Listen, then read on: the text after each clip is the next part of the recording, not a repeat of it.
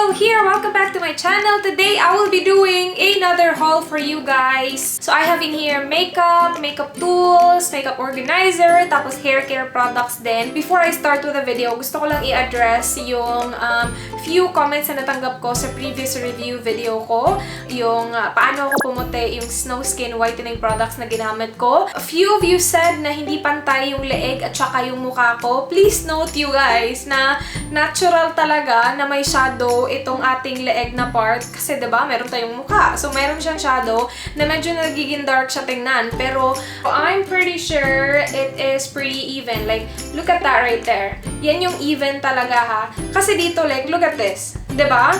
Meron siyang shadow. So, parang maitim talaga tingnan yung leeg natin. I'm not sure if I'm blind or whatever. Pero para sa akin, pantay naman siya. Mas nagiging medyo, as in konting-konting, mas maputi yung mukha ko compared sa neck ko. Kasi nag-a-apply ako ng powder sa face ko. Sa neck ko, hindi ko siya ina-apply ng powder all the time. Like ngayon, hindi ko nilagyan ng powder yung neck ko. Yung face ko lang. Medyo may kaibahan siya ng konting-konti lang naman. Pero para sa akin, even naman yung kulay ng leeg at saka ng ano ko. So yeah, gusto ko lang i-address yun. Parang kilikili lang yan, diba? Kapag nakaganyan ka, maitim tingnan yung kilikili mo kasi may shadow. Pero kapag ginanyan mo na, makikita mo ang totoong color. Anyway, I will start with a haul. Ipapakita ko first yung mga makeup na natanggap ko. I'm gonna start with Cosmetix Unlimited. If you follow me on Instagram and my Facebook, nakita nyo na to because I posted pictures of these. So, Cosmetix Unlimited Philippines sent me 6 of their matte in detail liquid lipsticks. I already filmed the first impression review and the swatches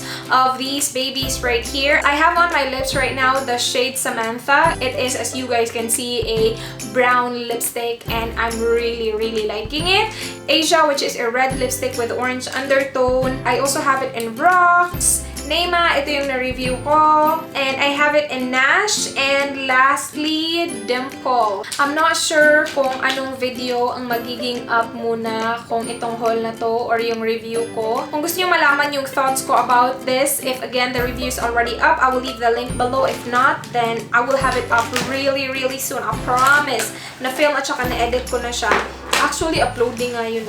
And then, they also sent me the Make Brow Light to Dark. This is from Detail as well. So, it looks like this. Meron siyang dalawang brow color. Tapos, I believe this one is a highlight. As you guys can see, hindi ko pa siya ginamit at all because I am planning to do a first impression review on this. Meron na din siyang brush na kasama. Yeah, I'm excited.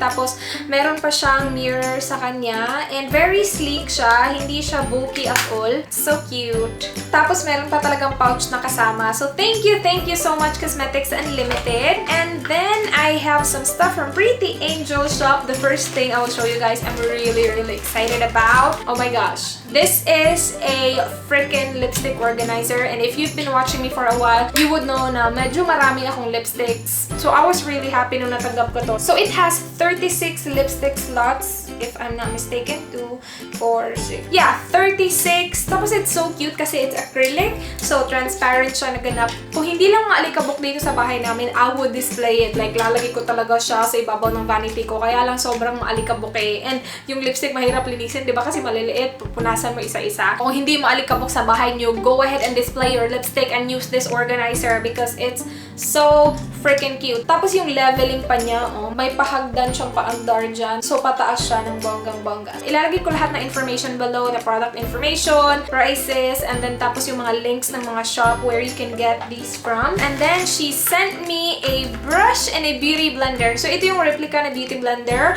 I actually have the, ang buhok, nakakaloka. I actually have the original beauty blender pero wala siya ngayon sa akin because naiwan ko siya somewhere out there. So, like, you know, nahawakan ko and nagamit ko talaga yung original beauty blender.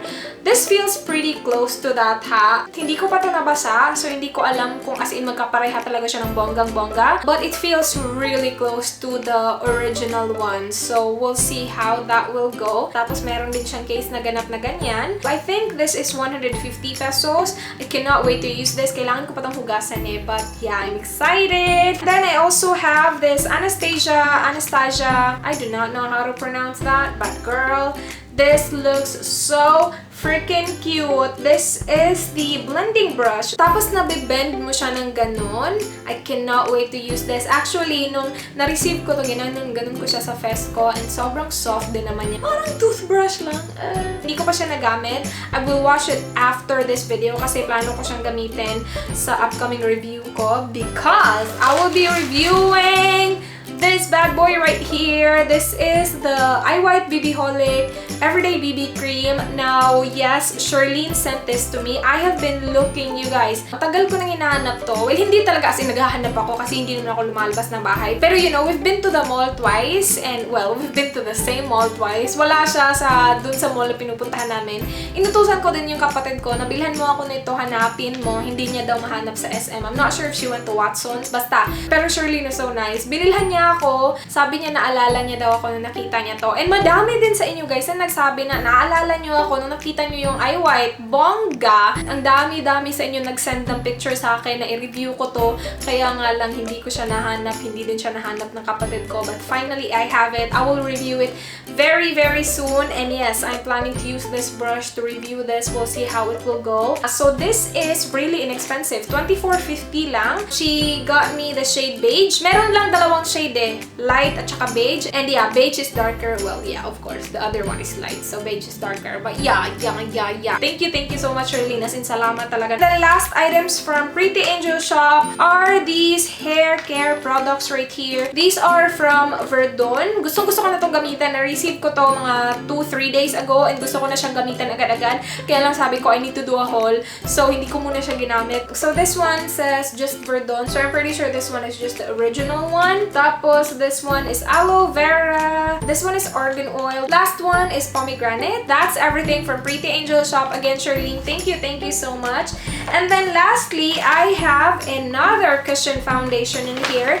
This one is from Gfoxx International. This is their Airlift Cushion Foundation. I have the limited edition one, yung gold nila. Let me know if you want me to do a review on this. Wow, kahit na hindi nyo sabihin, gagawin ko pa rin siya ng review.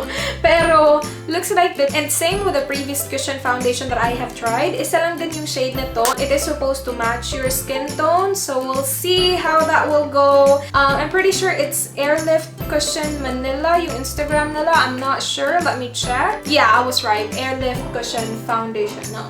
Airlift Cushion Manila. So, I will leave all the links below, prices, and all the information. Sobrang init na, nakakaloka na talaga. So, that's it for this video. I hope you guys enjoyed. Please do like if you did. Subscribe if you're not yet already. I hope to see you guys in my next video. Do not forget me. Goodbye!